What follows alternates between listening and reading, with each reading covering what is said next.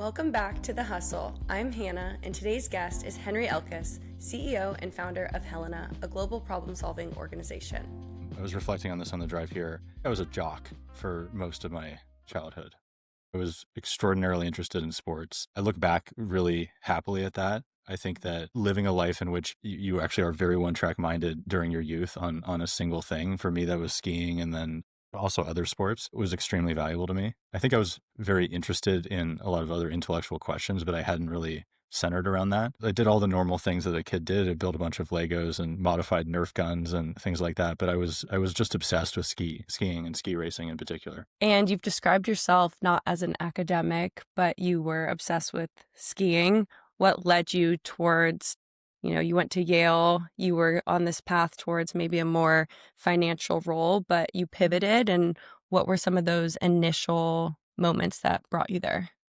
Yeah, it's a really great question. I think I had a very unorthodox high school kind of era pre going to college.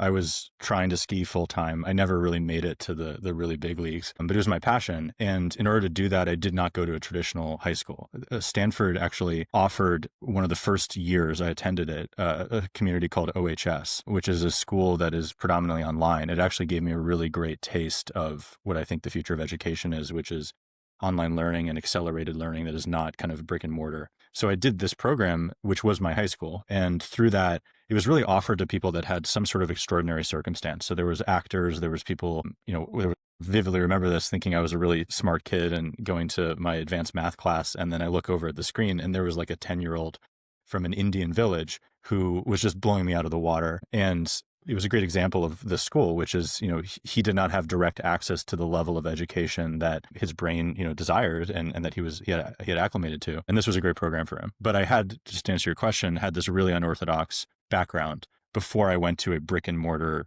academic institution, which was Yale. And I think the first stimulus for me that led to a more entrepreneurial journey was actually just a little bit of shock once I got there of these incredibly passionate, intelligent people who had gotten to this point by getting into this top institution in their own way, immediately thinking, and I don't blame them in any way, but immediately thinking, how can I get a job after this?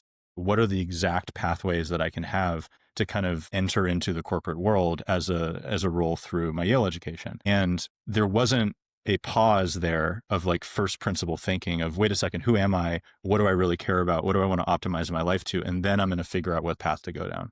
That was largely absent. And I think I attribute that to a lot of, again, going to these highly competitive schools beforehand, working so hard to get to that point, and then kind of not taking that step back. And so I think I had just a massive amount of luck and privilege in having such an unorthodox background before I got to college that it was very foreign to me to arrive there and then immediately just go, how do I get the next job? I was a little bit of arrogant and a thinker, and I was just like, what do I like? And one example of that, that my friends make fun of me for is, you're given a book, and I was not Yale. Yeah, but when you arrive, and I was not a big reader at the time, you're given a book with all the courses, and in keeping with me really being lazy and not reading, I didn't really fully read the book on exactly which courses I need to take as a freshman. And instead, I just saw this as I can take any of these courses. And so I just read the whole kind of course load there. And I was just like, I want this one, I want that one, I want that one. And I just showed up during the first week period, to stuff like con law, which was a more advanced course in the law school that, yes, there was undergraduates involved, but it wasn't the traditional kind of freshman load. And so I think I started immediately just by throwing myself into these subjects that I was really interested in without there being some sort of track of what is this going to take me career-wise. And I think that was one of the luckiest things that happened. That then led me to really dive into civilizational history. That was the thing that I was really interested in, just reading about every civilization that has been built within recorded history and the historiography of the study of history, reporting on those civilizations and why they failed, and what is inherently different about our current one that we're in, and are we doing anything different? Because if we're not, then we need to learn from those mistakes. From that, I really got obsessed with the Manhattan Project, because that to me seemed to be this huge marker in time in which if there was like a circle, and inside of the circle are the number of people that could destroy the world by pressing one button, there was nobody in that circle until Harry Truman. And then now there's a lot of people in that circle. And This was a global exponential technological event that basically broke most institutions around the world. We had mutually assured destruction. That was just a mind-blowing thing to learn about, in earnest. I mean, I obviously knew about nuclear weapons before, and I knew loosely about the Manhattan Project, but really reading and studying it in school, it really broke my brain because I was just sitting there logically thinking, the world almost ended in the 80s. We had this incredible technological event. We haven't really solved on a fundamental level what that created, and all these institutions are now broken. And we're now doing like 20 Manhattan projects in other areas in parallel. And we're in this like really hypnotic kind of drunken state as a society in which we're continuing to develop these technologies without putting that much attention into how to control them and what institutions we need to rely on that are more adaptive for the 21st century. That was what was a huge light bulb for me, kind of freshman, sophomore year at Yale. At age 20. Yeah. But I think that there's a lot of people who have these realizations much younger in their lives. It would, if I had known about kind of these subjects when I was 15 or 16, I think it probably would have changed the course of my life earlier. And in some ways, I'm very happy that It I didn't. I think it preserved a really strong childhood. And again, there's a lot about sport and being outside and just having a different part of your life that has nothing to do with work or intellectualism that I was able to cultivate before that I'm very happy about and thank my parents for as well. Do you think that you read that and your trajectory just changed from there and you thought, now what do I do with this information? I can't go into a financial role or a consulting role like my peers. I need to start a company, which is not easy. And you have both a for-profit and non-profit route you can go to. Which one was calling you most at the time?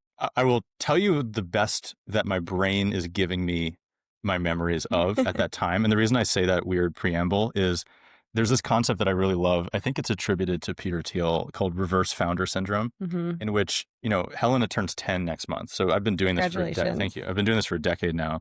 And the reverse founder syndrome basically says when you talk to somebody who has had any level of success with a company that they started about the founding and the beginning of it and what motivated and all those things, they kind of override how messy and how complicated it was. And they kind of present a story that is much more linear and easier to say on a podcast. Not necessarily rose-colored, just more fuzzy. And the reason I'm saying this is just when I've really looked back at the moment that transitioned me to like, I want to do this, it was such a weird flow state thing that happened to me that I almost really want to tap into more in my life. I don't know how else to describe it other than I became completely obsessed with this idea that there needs to be a new model of a private sector institution built for the 21st century to identify diligence and then solve for societal problems. I became completely obsessed and arrogant and like, I want to do this. And then there was really nothing in my brain that I can look back on between that moment and just completely focusing on it and not having any sort of doubt is the wrong term, but just like any sort of other thought other than I'm going to do this and it's going to happen. Looking back, I'm incredibly happy that happened to me. I use the word to me because it did not feel like it generated out of me. It felt like something just summoned me to go do this. I'm sure that there's so much more. If I took a time machine back to Henry back then, I would have probably given a very different answer. But when I really look back at that period of my life, or even like I look at photos of, your iPhone shows you all these old photos, like photos from that period, it was just a complete blur. And then I dropped out. And it was a very fascinating period of my life that is hard to recall with certainty.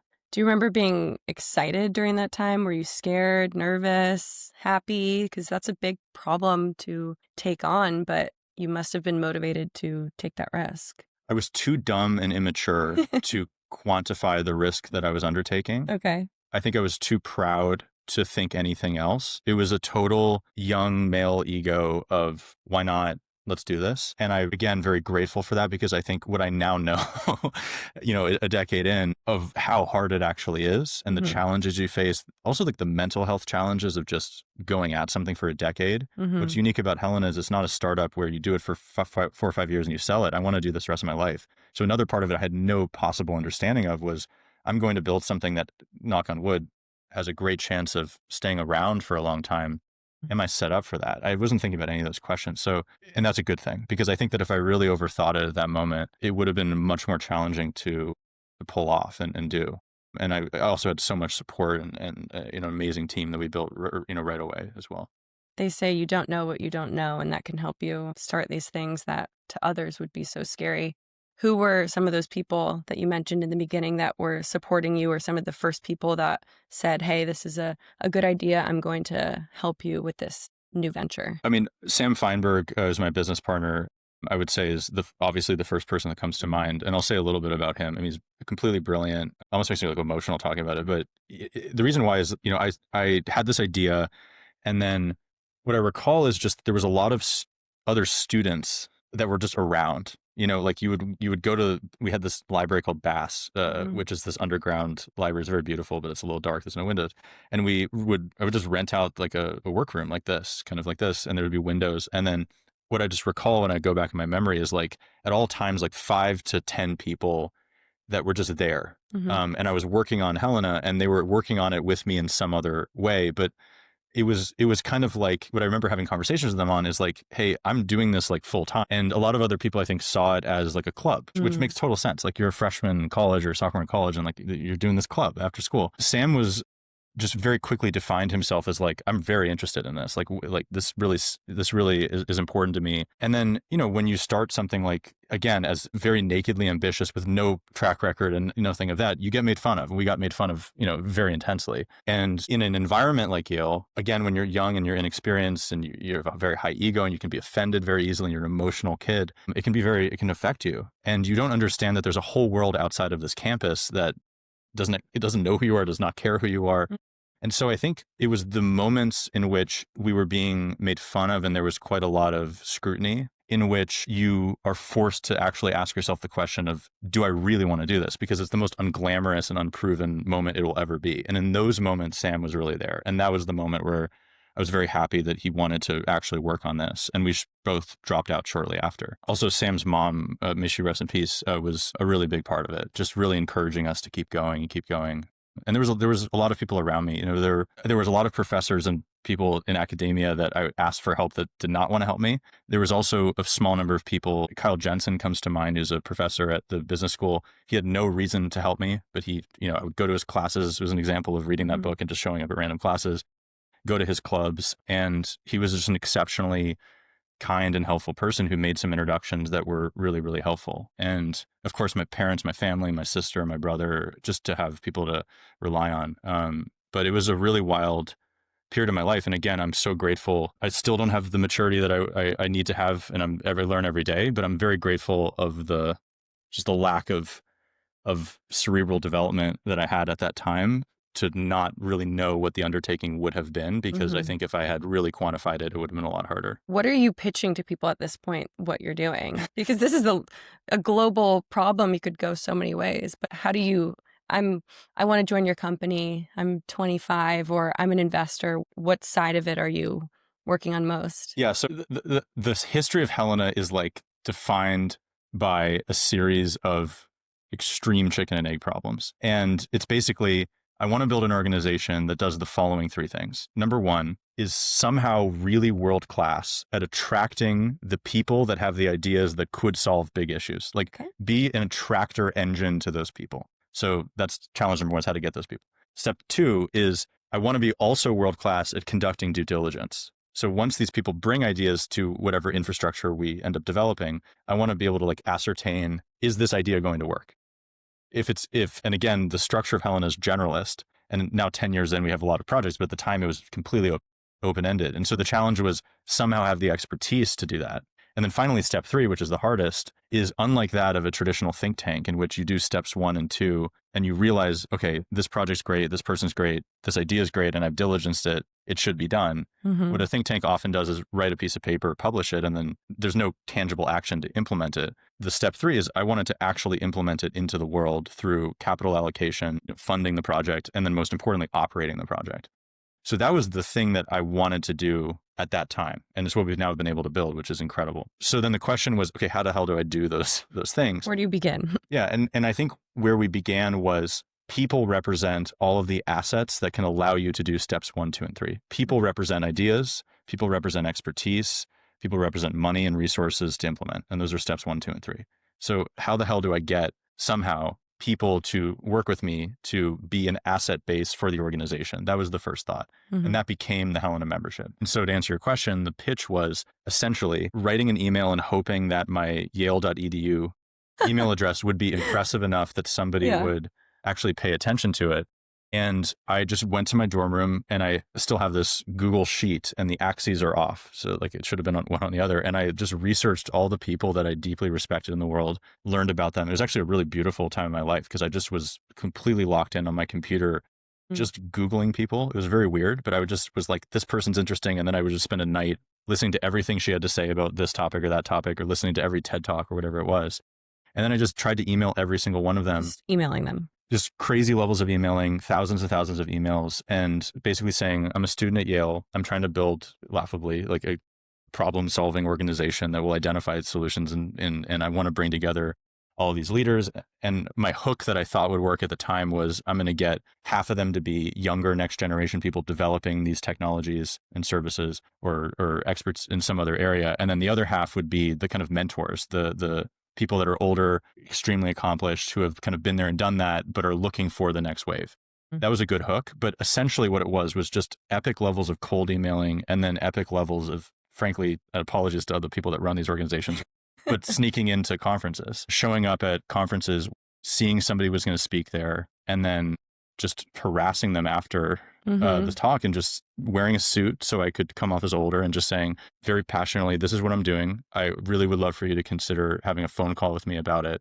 And then just pitching and pitching. And it's so funny because I look back at that and I really wish that now 10 years later, I could actually summon some of the confidence that I had at those moments, because I had just no issue with walking up completely cold to somebody in a public environment, just nakedly pitching what I had to do, and just being able to deal with just 99.9% rejection.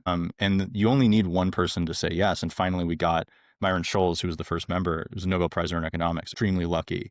And then leveraging that into more and more of those members. Then we had this whole era, which we can talk about, of just running Helena as a membership, which was a fascinating time before we did any projects, really learning about human nature, what makes people tick, then translating that to the nonprofit for 5 years, then adding the for-profit. And that's been the steps 1, 2, and 3.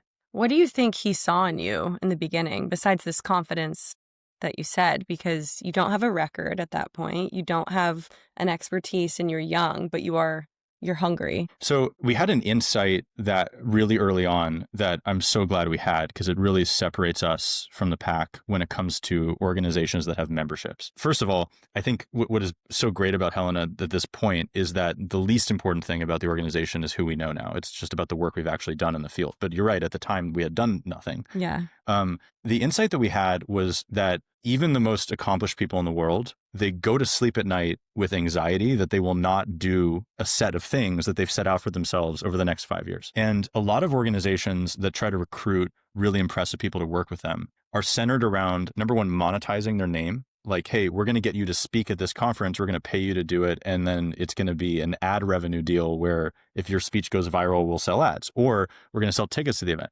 So our insight was like, what if we could from the beginning build trust by just never deciding to monetize them at all? And to this day, we've not done it. We're never going to do that.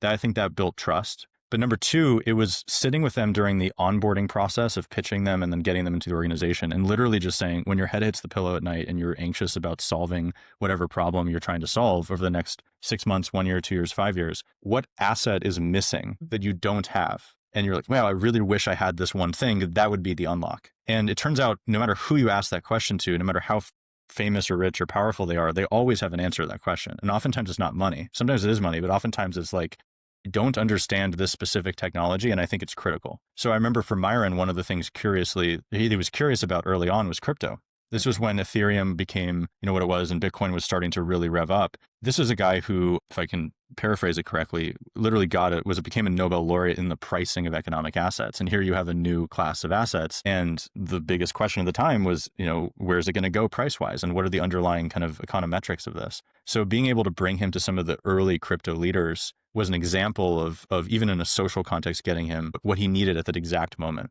And then if you can do that over and over and over again, even if you haven't done anything operationally as an organization, if you can become the guy that they are not being, they're not scared that their name is being leveraged in the wrong way or monetized, and you are associated with, there's this group and it's this cool little secret society thing, and there's this kid at Yale in his flip-flops putting me on Zooms and convening with me and I get really, really tangible outcomes from the meetings, then that's valuable. And then the final thing I'll say is we continue to be very openly hoarding of these meetings. What I mean by that is we want to be the ones that are making the meeting happen in the first place.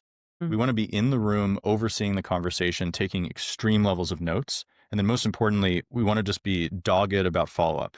That was the big thing at that time is it doesn't matter if I just introduce Henry to Hanna and then they go off and have a conversation. But if I'm introducing Henry to Hanna and there's somebody there doing all of the follow-up and then they pick up that one nugget that we had in this conversation and they actually deliver on it over and over and over again, you become a really important part of their lives and their careers. And that's free. You don't need any seed funding or bootstrap capital. Like you can just do it. It just takes time and energy and kind of relentlessness. And from that base, we ended up building enough trust that we started to have really tangible meetings of like, okay, let's talk about direct air carbon capture. Is it actually going to work? Let's talk about vulnerabilities to the electrical grid, ways that can be hacked, ways to solve that issue. Let's talk about polarization in American democracy.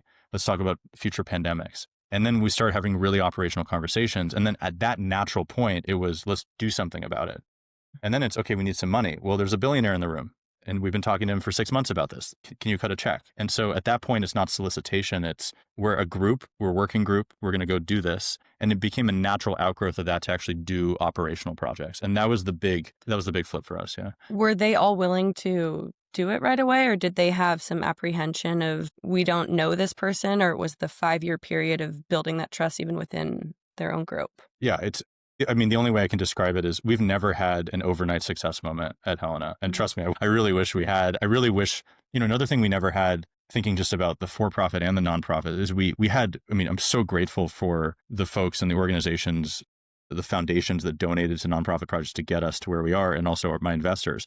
But one of the blessings we had is we never really had, to use a scientific term, like the sugar daddy. We never had the one donor or investor that was like, I'm going to be the bulk of your capital. It was all built bit by bit. And what that, at the time, it was frustrating and challenging because I would have friends that, launched startups and they got that big check, or they did the nonprofit and they had that big donor.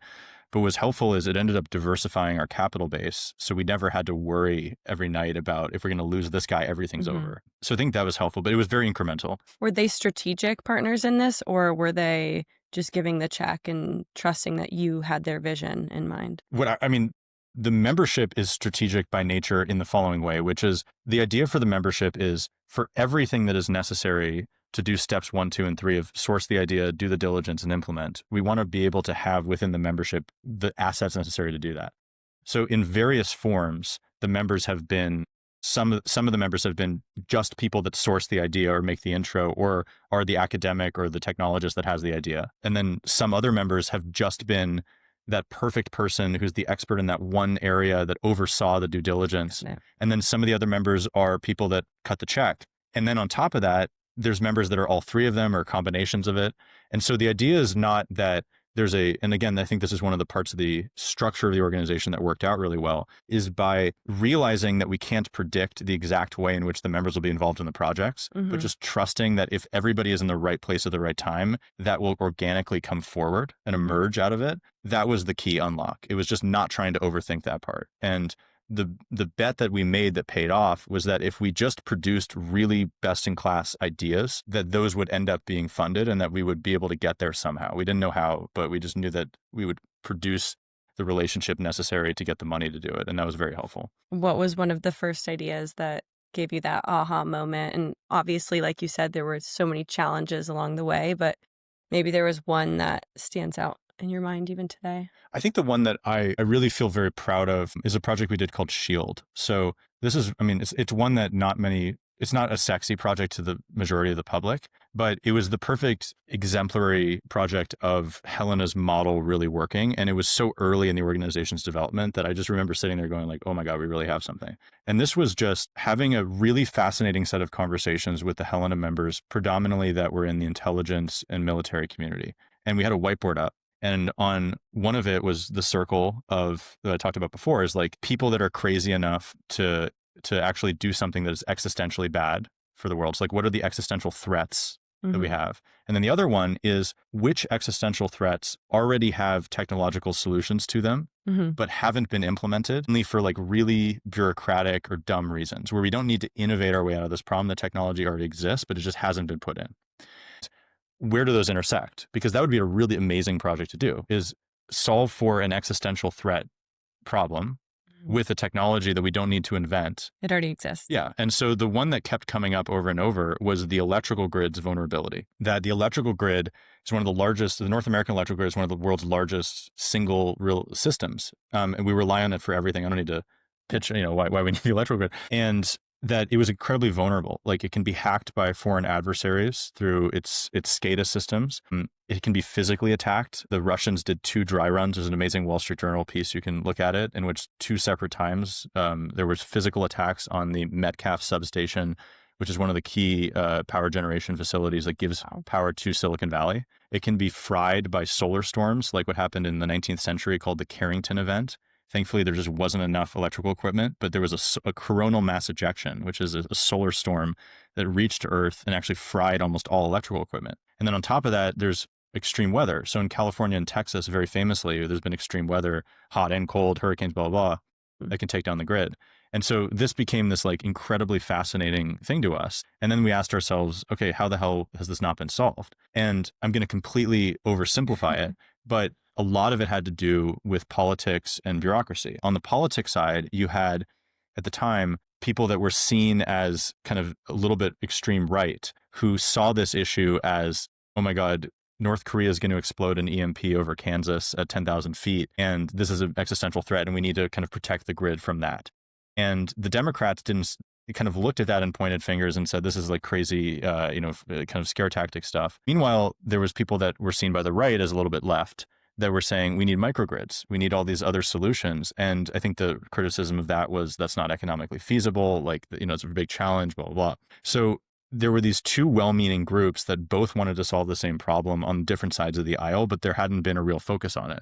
And overall, the PR of this issue at the time, it's not now, and I hopefully had something to do with this, but at the time it was kind of crazy conspiratorial stuff to like go in 2016, go to your friends and be like, I'm worried the electrical grid is going to go down. So that was fascinating to us. We looked at it, it was like, oh, wait a second, there's something here politically. And then if you think about where's the money to solve this problem, where's the tech? Again, highly oversimplifying, but you had a lot of the private sector corporates and utilities that saw this as a national security problem. And they said, well, this needs to be something that the government helps us address. And the government oftentimes at that time looked at them and said, these are the kind of hungry capitalists that are not wanting to cut into their margins and pay CapEx for stuff that they should be doing anyway. There are these outdated systems. So that project, and I can speed through it, but we were able to go to people within the Helena membership and just write a bill in the state of California. Wow. Bob Hertzberg is the guy that comes to mind right away. He was a Helena member, still is, an amazing guy. And he literally just took the bill. We helped write it with him and we got it passed. And it was one of the final bills that Jerry Brown signed. And then we were able to go to federal level and then actually host a classified and unclassified summit with the beginning of the Trump administration. And this led to an executive order signed by the president. And since then, through 3 separate administrations, Trump 1, Biden, and then Trump 2, we've been able to continue this work. And so I look back at that project and I go, okay, we were able to kind of find a really niche issue. We were able to attack it and get the insight on the due diligence part.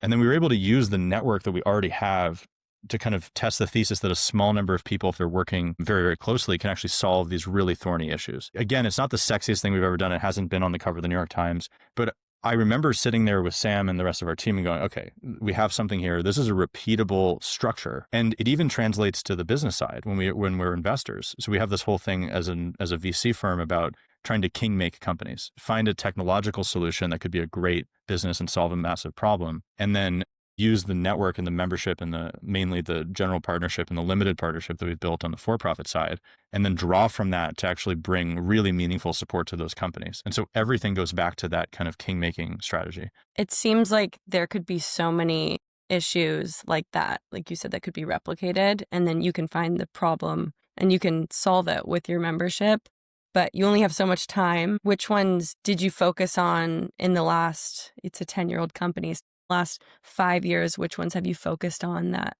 you think have the most potential to be impactful for the future and build that legacy, like you said? Yeah. Biosecurity comes to mind as one of the biggest things we're currently doing. We have a project called Helena Biosecurity. A lot of that I can't talk about, but it's the reason I thought it's worth mentioning as an answer to this question is we've kind of forgotten as a species that we went through COVID. Like it's Mm-hmm. very weird. Like we had this like life altering experience that changed all of our lives in all these different ways. And we're now just back to regular life. And the speed of news cycles and all the things that are happening around the world have kind of made us forget that this happened and that there's a very high chance it'll happen again. People criticize Bill Gates, but he was the guy that did the famous TED Talk before COVID Mm-hmm. saying this is a serious threat that can happen and there's a high chance it will. And that underlying message is still true. So we have a really awesome project through the nonprofit called Helena Biosecurity that has gone through really the question of how AI is intersecting with creating new pathogens that can be more spreadable and more deadly than COVID, and which programs can do that and how can we get rid of them, and also what other programs can be supported that can counteract that threat. So that's one area of AI that we've gone very deep into.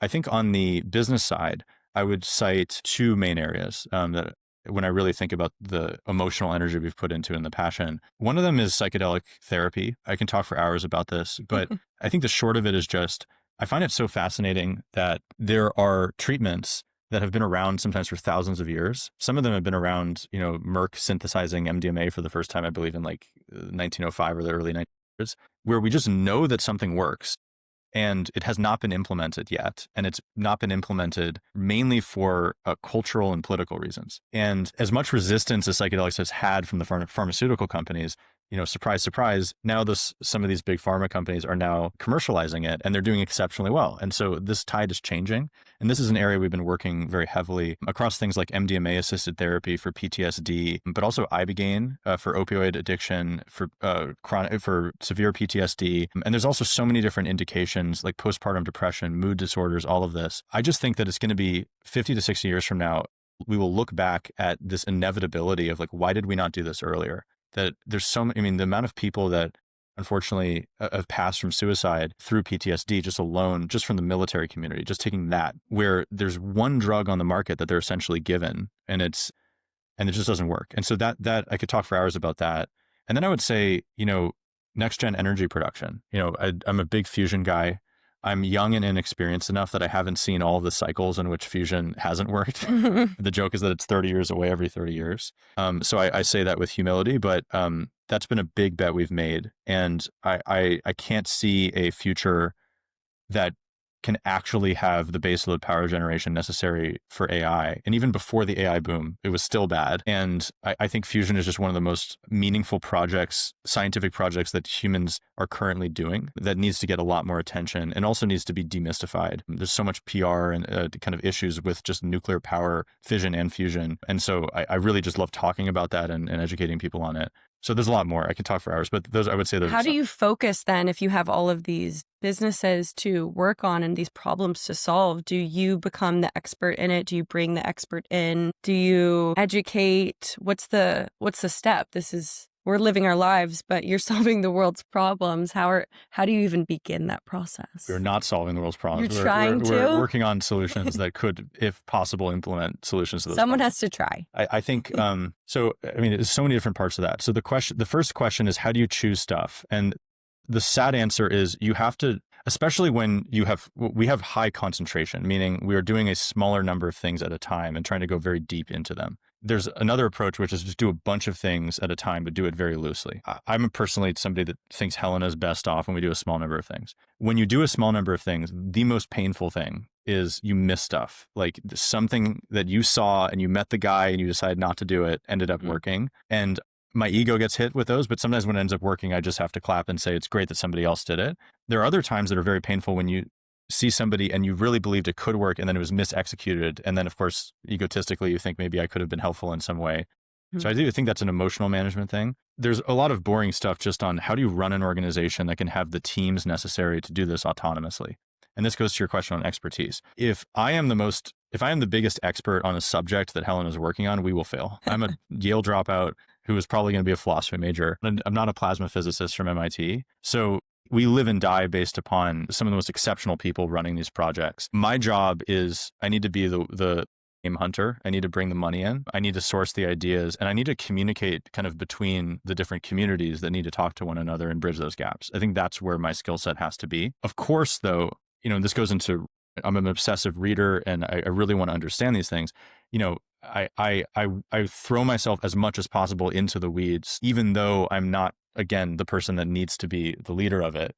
Or the biggest expert in the room. I really want to understand it at a deep level, mainly for pattern recognition, because if you're doing a bunch of different things across, multimodal, different forms, for-profit, nonprofit, legislative, you're able to be a role in the room of not being smarter than anybody else or not having more expertise, but just saying, hey, dear nuclear physicist, because you've been so focused on this one thing, I may be able to contribute something from my past life doing this electrical grid legislation that has nothing to do with plasma physics, but has everything to do with a journey that we had over many years, actually knocking on doors in Congress and getting things done. How can I be helpful there? And that's when I'm actually valuable as a person. But, the best advice I've been given on business is just be the dumbest person in the room all the time. And if you can actually be the guy that's creating the room and you're the dumbest person in the room, you're doing something right.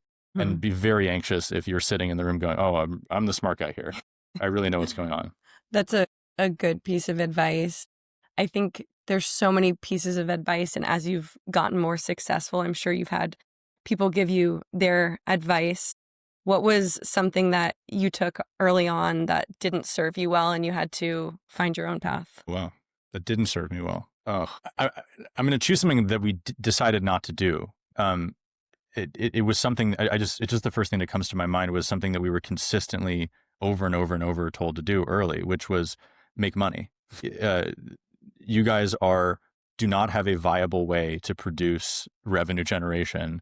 And that was, I think, the big criticism was you've shot yourself in the foot because you've created this group of some of the wealthiest people in the world, in part by saying, I'm not going to take your money, solicit you for this. I'm not going to monetize you. And I remember a lot of people, very well-meaning people, like friends of parents, your friends saying, but look at this guy. He's making money by doing this podcast and it's generating revenue. So no offense. They're doing the summit and that's bringing in a lot of, and they were persuasive in a short-term way. It's like if we were trying to build something that could generate revenue and make a good living in the next couple of years, maybe. But the long-term vision was like, if we can be world-class again at steps 1, 2, and 3, the money will come and we're going to find ways to do that. So I think that was advice that I'm glad we steered away from. It's a good piece of advice, or not advice, but it's a good reminder to listen to who you are and your vision. I think one big piece for entrepreneurs, you talk about the challenges along the way, but what do you think you had to give up besides time to build these companies? Because now you have something that's much bigger than a lot of your peers, but you had to have and make sacrifices along the way. I mean, I just turned 30 and Helena turned 10. So I've had a lot of reflection really on the last decade of my life in my 20s. I would not trade anything that's happened in my life for anything else. But one of the things I think you sacrifice when you're doing something like this in your 20s is, number one, when you drop out of school, you lose a lot of longevity and friendships that you would have otherwise had.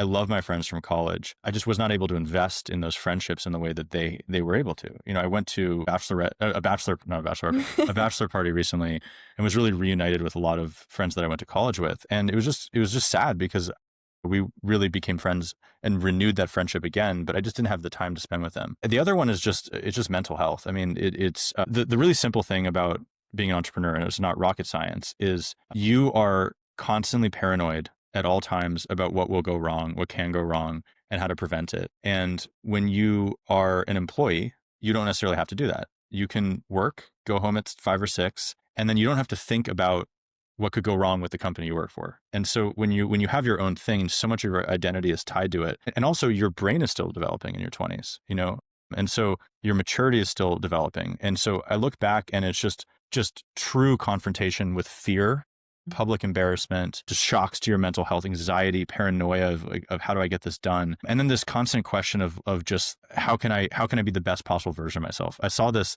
it's crazy I'm citing John Mayer, but I saw this clip from John Mayer that I don't know if you saw it, about his own journey. And what he said was just, he had a conversation with himself where he basically said, John, how much of my potential do I want?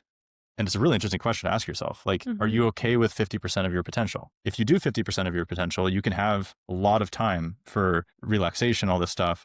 If you want 100% of your potential, are you willing to actually live the lifestyle day in and day out that will generate that? That was where I lost. What I'm now, as I move into my 30s, realizing is you can't have 100% of both, but you can also kind of psych yourself out to just see yourself as this like workaholic and then almost fall victim to this idea that, like, you know, a lot of people talk about the model of the depressed artist is the one that creates genius. And I really disagree with that. I think that you can be a happy warrior, but it requires, again, going outside every day, reading, writing, spending time with people you love, working on things that are bigger than yourself on a daily basis. And it's very hard to be depressed if you do that.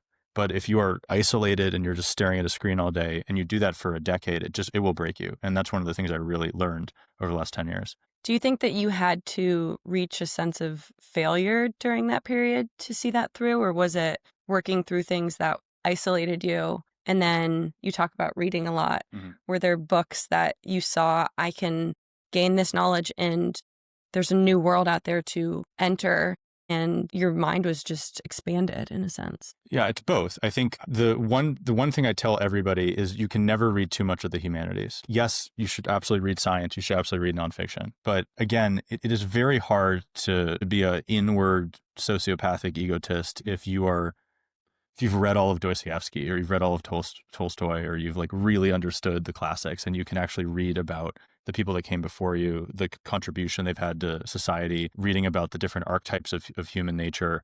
These are things that really delight, and they can change your life fundamentally. A lot of the person I am today is because of reading stuff that really has very limited direct benefit to business. And a lot of people, I think, feel like if you're not picking up a book and reading about this like specific thing that you're doing, it's not going to be additive. And I totally disagree. And that has actually been a hugely asymmetric part of my journey. And I got to the point where I don't pick up books just because they're going to be helpful for business, but I do know that they will be indirectly helpful for my life, which will be helpful for business. So that's a big one. How do you choose which book to read?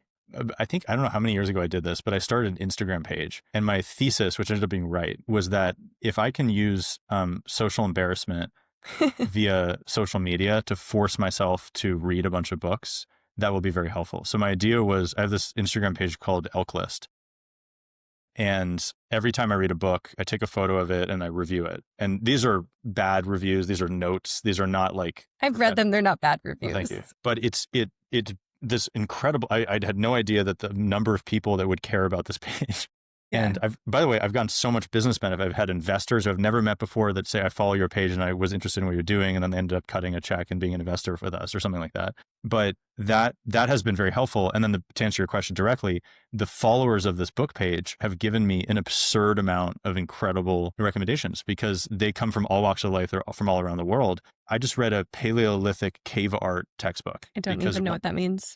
Paleolithic age, old, hunter and gatherer humans. Yes. And then they draw these incredible paintings in the inside of caves that we still have access to. And like, was that because there's intelligence that we didn't fully understand that they had at the time? Was that because it was a tool-based thing? Was it notation? Like, I find that really interesting. I would have never known about that book if it wasn't recommended to me. Well, what was the most recent book that, besides paleo, whatever that is, what was the most recent book in the past, let's give it year, that changed your perspective? This is a douchey answer, but I went to Costa Rica for a month recently, and I was completely alone. And I just read two things there. I read Brothers Karamazov by Dostoevsky, it was the one book that's always been on my shelf. And I will admit one of the reasons I read it is a girl came to my old house, which has burned down sadly, and she saw this unopened copy of Dostoevsky on the wall, and she said, every guy I've ever dated has an unopened copy of this book. And so it just aggravated me, and I was like, I'm going to read this. And it was just a life-changing book. There's so much to say about it. It's a book about madness. It's a book about family dynamics. What I love about it is it's very different than a Shakespeare. People talk about with Shakespeare that Shakespeare's genius was with very tight amounts of space, with little words. He's able to kind of create the archetype of every different human that you would interact with in a lifetime, which is its own genius. Dostoevsky has real estate in that book. This is like 1,000+ page book. And so each of these characters, like Alosha, you have 500 pages on them. So you never know, you never have a doubt on who these people are, what they're thinking, and you get to know them very intimately. And that experience with those characters was just mind-blowing for me. And reading that in the environment that I read it. And then the other one I just finished was volume 1 of Gibbon's Decline and Fall of the Roman Empire, which, especially with the context that we're in today in America, and I don't think that it's apt to compare Rome and America to directly. But again, on a human nature level, reading about this extremely long period of history in which there was this slow decline of the most powerful civilization of its time, what led to that and what the challenges were, the different personalities and just the structural issues with that civilization, we have a lot to learn from that. So those were two things that really changed me. I need to read those. It would be very new to my library. What is the one book that you come back to? My favorite book of all time is The Little Prince. Somebody told me that if you can distill highly complex philosophical concepts into a children's book, if you explain it to a child, then you actually are much more of an expert than if you write something that's like impenetrably challenging. I just keep going back to The Little Prince. I just have a weird emotional attachment to it. I think that it's a journey of different addictions that one can have in their life, different hopes and dreams that one can have, and the different kind of people you meet along the way. And of course, they're all microcosms of yourself. And, there's a theory in psychology, I think it's called family systems theory, in which the hypothesis is that everybody has not multiple personality disorder, but they have multiple different people within them that can be expressed through different stimuli. So it's like there's a family within you. And I think that book is exemplary of that. If I give you one other one. Yes. And this is a good recommendation because it's like 100 pages. It's called The Lessons of History by Will and Ariel Durant. And the reason why this is important is this is a husband and wife team that during the 20th century literally spent 55 years, I believe, traveling around the world and before the internet, writing a full history of human civilization end to end. And there's, I think, 10 or 11 volumes, and they're like 1,000 pages each. I've only read 2 or 3 of them, and I'm trying to read all of them before I die, of course. At the end of writing these just colossal books, they then said, okay, let's distill as much of it as possible into a small book. And it's 100 pages, and you can kind of cheat and just read this book. You miss a lot, but it's some of those beautiful writing. And it's not true, like factual. It's not like just boom, boom, boom. This is what happened historically. It's these very and it's two white people who are from Western Europe who have their own view of the world. It's not a complete holistic understanding, but it is just people have spent their entire lives studying the most deep human questions, who have really, really gotten a huge amount of data into their brains and then distilling it in some of those beautiful writing. I've had a bunch of man cries reading that book, and I've really loved it. What did you learn most about yourself during that?